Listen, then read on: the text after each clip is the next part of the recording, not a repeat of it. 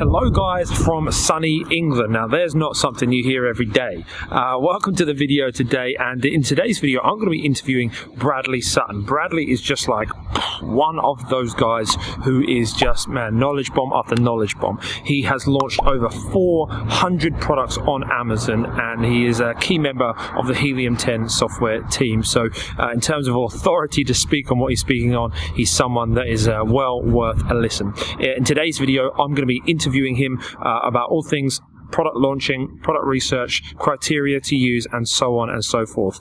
There's so much value in this video. I want to encourage you, watch it till the end, because there's a few nuggets, just absolute golden nuggets dropped in there. And yeah, so it's a really value-packed video. It's part 1 of 2, so if you do want to know when part 2 is coming out in the next few days, then make sure you do hit that subscribe button with notifications on. And if you do like the video, of course, feel free to like it as well, because that really does help. Let me know what you think of the video in the comments below, and I'd love to engage with you there. All right, enough from me. Let's get into the value-packed video that's coming up, my interview with Bradley Sutton from Helium 10. Let's go.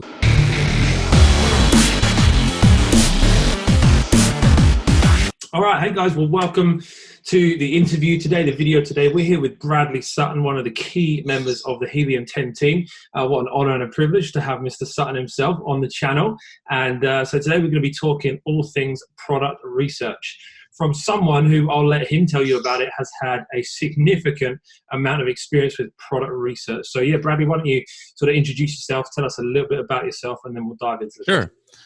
Yeah, so I'm the Director of Training and Customer Success here at Helium 10. I've been here for this month. Will be my 1-year anniversary, work anniversary. But before then, I was a consultant for Amazon sellers and different companies, and I helped launch and optimize over 400 different products on Amazon. That's kind of how Helium 10 discovered me. Is, I was using Helium 10 as a user. I was very active in their groups, and they noticed I was local. They invited me up and offered me a position over here. So yeah, been here ever since. Wow, so 400 products. That's pretty insane going. Yeah. So what did that look like? Was that your brands, or how were you sort of operating that? No, it was all, some companies I work full time for, and they manage other brands, and so they just hired me for the launch part of it, and actually creating the listings and to help them to launch in the different marketplaces. But I never did one of my own products. It was always for other companies. Yeah, nice. Well, I mean, obviously, that for me, that shows that you know what you're talking about. If people are going to hire you in and pay you money to source, find product ideas, then you must know your stuff. So I think we've got the right guy on the channel today. Cool. Yeah. So I think obviously for new Amazon sellers, which a lot of the people watching today would be, relatively new getting into this, one of the hardest things about selling on Amazon is product research. Obviously, as you know, gone are the days where we can just throw up any old product on Amazon and make money. Sure. We've got to be good at the product research side. So yeah, could you maybe run us through some of your criteria when you're looking for good products? And just so you know, guys, we're going to do this is obviously part 1 of a 2-part thing. We're going to do the second part is actually a tutorial going through Helium 10, actually using the software. But I wanted to set that up with a bit of because there's no point using the software unless you have the right mentality, right? And you need to know what you're doing with it before you use it. And so yeah, that's why I wanted to ask these questions of Bradley. So yeah, Bradley, some of your mindset, I suppose, with product research in 2019. Yeah, I mean, I would say one of the biggest mistakes that sellers make usually is that they want to pick kind of like, what they like to do. And that's what they want to sell. Like, hey, I love whatever the case is, phone cases. I love water bottles. So that's what I'm going to sell. But that's not the way Amazon works. No. On the other side, there's people who say, oh, I'm not going to sell on Amazon because there's no more opportunity. It's too saturated. Mm-hmm. And yes, it is true that there are some categories that are saturated, but that's the whole point of what you do with product research. Basically, in product research, the mentality you have to find is, I need to find something where there's existing demand. You can't create demand on Amazon from scratch. If you have a new invention, Amazon is not the place for you. Right. That's Kickstarter or something else. There's got to be some kind of demand first. People who go on Amazon, they have buyer intent. So they're ready to buy something. They're not ready to, they're not looking for, the latest trends. That's Pinterest or something like that, So you have to pick something that, number one, already has existing demand. And number two, where the competition or the ones who are currently getting sales in that niche or in that keyword or in that category they're not so established, or they have characteristics that indicate that there might be opportunities, such as maybe lower number of reviews or poor reviews, or maybe listings that aren't optimized, or maybe inferior products, et cetera, et cetera. So that's the kind of formula that you have to use. And if you're not using a tool, whether it's Helium 10 or anything else, it's almost impossible to do that on your own, because there's hundreds of millions of products on Amazon. And to actually, be able to find that would be almost impossible. I mean, first of all, you don't know what the demand is, because you don't know estimated search volume. Tools, we have the algorithms that can tell you, hey, approximately this many people are searching for this. But if you're just searching on Amazon, you have no idea if this is something that one person searches a day or 1,000 people search a day. So hopefully in these videos, we're going to show you just a couple of the ways that you can kind of not automate, but make this process a little bit faster than just blindly going out there and looking for something that strikes your fancy, Yeah, sure. Yeah, definitely. No, really good points. And especially, the point about people wanting to do something that they love. I've seen it so many times, and I warn people, because it can so easily skew your perspective about the data. We've got to be data driven in our approach, for sure. So absolutely. That's why I love Helium 10, because it's so good at that. Quick question before we just carry on with this, just to jump in on what you said there about search volume. So I know a lot of people say, well, now, different tools used to have access to the search volume data, but that changed. Amazon stopped that. Obviously, Helium 10 continues to show search volume data. Can you sort of touch on that as to what that means and how relevant that is? Yeah, so before, over a year ago, Helium 10 was actually the first major tool to come out with the search volume. Wasn't an estimate then. I mean, it was directly from Amazon.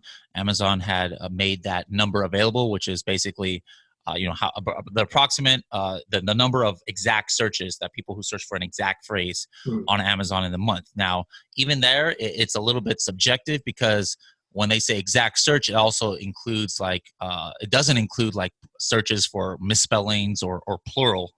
Or different things like that. But it was a very good metric that people could trust, because, hey, it was from Amazon. This is what Amazon says people are searching for and how many times. But then Amazon closed that off in December. So we, being the first tool that had it on the market, we had the most historical data, first of all, on it. So we were able to, to make some algorithms that can kind of estimate, going forward, based on the trends, based on the historic data, what those numbers, are. We're comparing it to, seasonality, many different things, and it's still very highly accurate compared to anybody else as far as to what the actual number is, and works just as good as it did back when we had the actual data for estimation. Because a lot of people say, well, it's not exact. Well, if something is searched for 15,000 times now, but maybe the actual number is 16,700, and Helium 10 says 15,000. Well, you're not going to change your decision-making process based on 16,000 versus 15,000. What make you change your decision-making process is the order it's in. The whole reason why people want search volume, which is very important, is hey, I've got a list of 20 keywords that I think are relevant, but I only have room to maybe put 2 of them in my title, or I only want to put a lot of money in promotions or in PPC and advertising in a couple of them. Which one do I choose? Well, you're going to want to choose the ones that are searched for the most. So for prioritization, you don't need the exact number. You just got to make sure that it's in the right order. And I can guarantee that Helium 10 has that in the right order. Yeah, for sure. Yeah, no, it's good. Yeah, prioritization, absolutely. Yeah, it's good. So 400 products, that's obviously an insane amount. What would you say? I mean, obviously I'm sort of asking you on the spot here, but in terms of a hit rate, success rate, that kind of thing, can you sort of speak to that a little bit? And maybe if you have had products that didn't work out, were there some clear reasons and some lessons you learned in that? Yeah, but first of all, what is that in the back corner of your room? That's black. I'm looking at that. I'm like, what is that? A ray gun? No, that's my vacuum. Okay, a vacuum. It looks pretty cool. You could have said almost anything, and I would be look. I was at first, is this some kind of special microphone there, or? No, it's to punish the kids when they don't behave. Yeah. Hey, there we go. You can't do that in America anymore, unfortunately, but I still do. No. Anyways, so yeah. Funny you say that, because a lot of the products failed, and it wasn't my fault. I would tell them from the beginning, and that was one of the reasons why I was happy to do it for others. They're going to pay me either way. I'm like, guys, I almost feel bad taking your money. This is not the right product to do. And that's why I'm able to say with such confidence about this right mentality, because what a lot of the brands I dealt with were Korean brands, beauty brands, and they're huge in Korea. I mean, we're talking humongous companies, and they take their, I don't know what you call it, like pride or haughtiness, and like, oh, this is going to be a killer product in the United States. I'm like, guys, people in the United States outside of maybe some Korean American people, they don't know your brand, so when they're searching on Amazon, just because your brand name, you think that has a lot of weight, and maybe to Korean people, but for 99% of the population, they don't know your brand from any random American brand or Chinese brand. So then when your price is so high, or this is a very competitive niche that's so saturated, you're not going to be able to really be successful just based on your brand recognition. And they couldn't get that. So like, I would say a good half of the products that I launched never ended up doing much for that exact reason. And I was very upfront with them, but they were so proud that they couldn't do it. Now, I do know what it takes sometimes. Sometimes you can buck the trend. I took a toothbrush, a no-name toothbrush that one Korean company had. And, toothbrushes at the time, this is like maybe 2-3 years ago, were kind of dominated by like, Crest and Colgate and big companies. And I got it to page 1 within a week. And like within 2 weeks, it was selling 50 to 75 units a day. And it was a no-name toothbrush. So just because something is saturated, yes, every now and then, when you're doing the right kind of launch and the right kind of setup and the right kind of targeting, there is space. But I would never suggest doing that, because the odds of success when you're trying to go into a saturated market or something that's dominated by big brands, the odds of success are very low. But yeah, that's one thing that no matter how, you could have picked the best product ever, tons of opportunity, and you do the best product research, the best listing optimization, the best keyword research. But guess what, guys? You can still fail. All right. On the other hand, you could have somebody who doesn't even know what they're doing, and by luck or by just luck of the algorithm, they'll start crushing it. All right. But still, the number one thing to do, all you can do is set yourself up with the best chance of success by sourcing the right product, doing the correct keyword research, optimizing your listing in the correct way, and have the best strategy. And it doesn't guarantee you success, but it gives you the best chance at it. Yeah, awesome. And what about, obviously having done so many, have you sort of found yourself like landing in like a sweet spot in terms of criteria, what you're looking for a product? Oh, absolutely. Having done so many, I know, again, there's no formula that guarantees success, but in all my experience, I've definitely come to a near exact formula that I like to use as a baseline, depending on the category. There's different formulas that work in different categories. Like length of a title. Like there are some categories where you want a longer title, more descriptive. Wow. There's other categories where all of the best performing SKUs have a short titles, like 7 or 8 words. So when I say formula, it's not a cover all, but I have a general formula. And then what you do is you really focus it to the niche or the category that you're in about what works best. And that's usually what gives the best success. See, just there, that's what I love. That's what I love about your stuff, Helium 10 stuff, because I've never heard that. Like nobody looks in that detail and analyzes that stuff, length of title, when looking at opportunities, right? Everyone's looking at price and reviews, pretty much. That's it. And so I love that analysis. That's powerful. So good. So that's really, really some real good nuggets, some real good sort of observations there. And what about have you sort of branched out? Because obviously a lot of my viewers would be sort of UK, Europe based. Have you done much in the UK or Europe? How have you found that?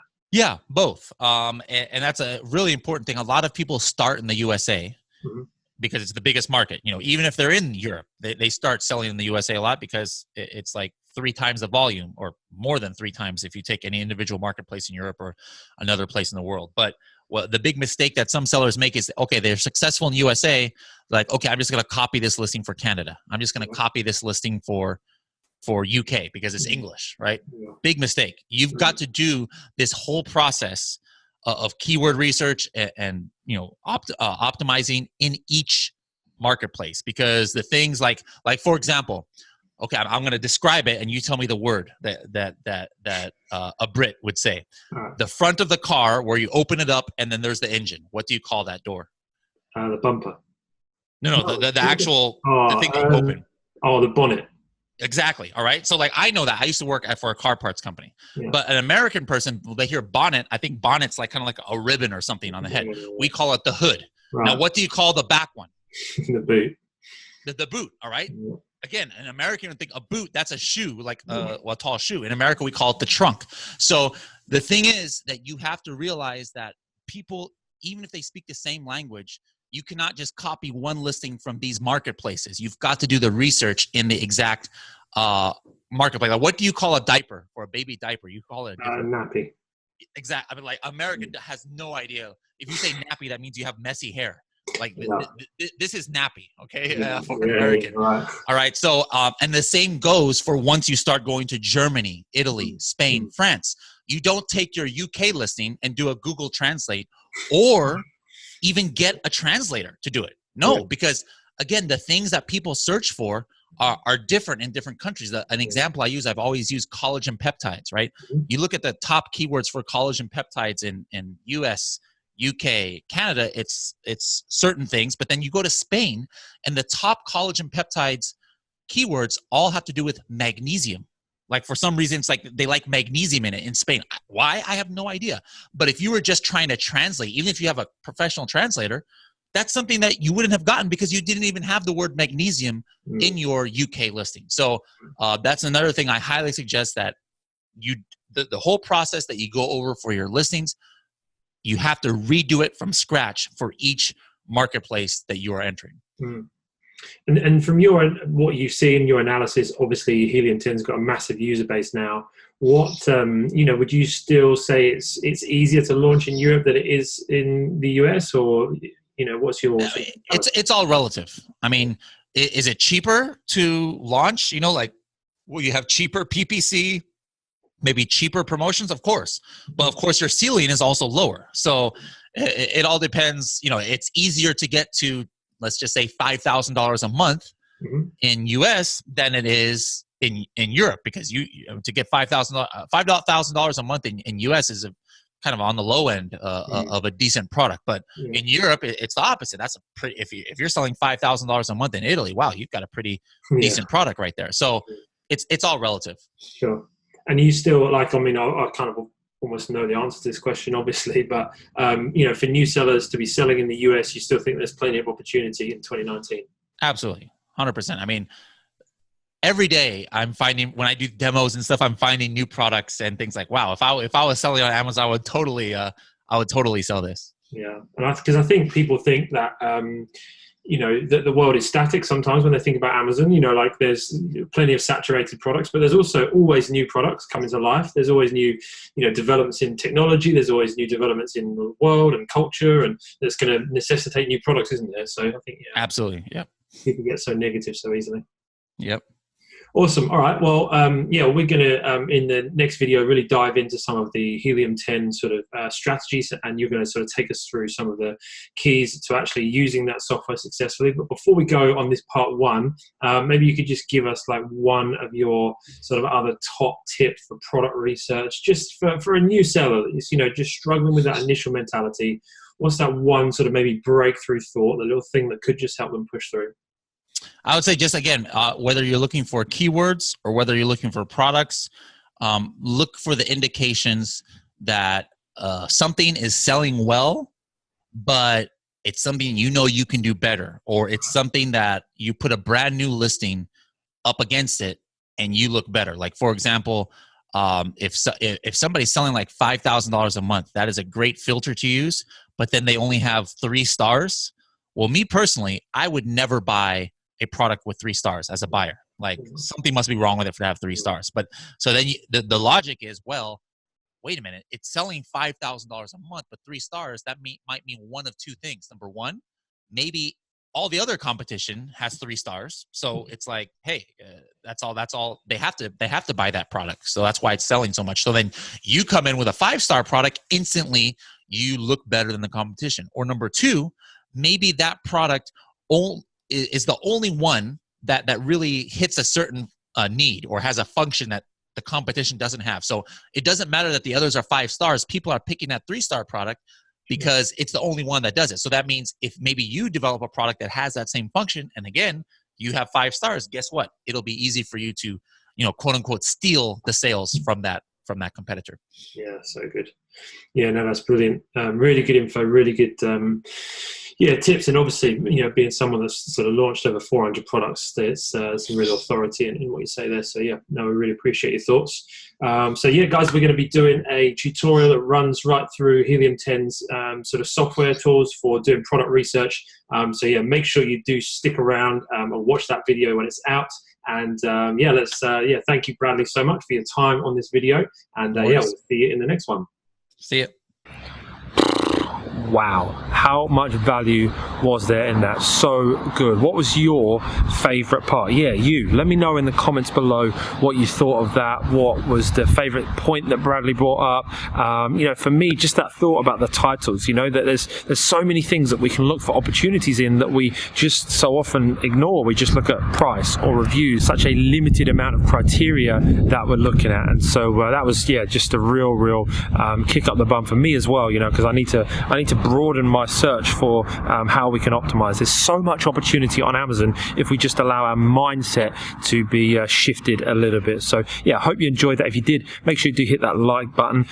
If you do want more videos just really about building a business on Amazon, building other businesses, helping you to create more income so that you can make more of an impact and be freed from that grip that money so easily places over time, then make sure you hit my face right here and then hit that subscribe button and turn notification bell on, and you'll see when part 2 of this interview is coming out, where we'll be deep diving into the software. If you want to learn more about how you can utilize the Helium 10 suite of tools, check out this video I did on here, and I will see you in part 2 in a few days.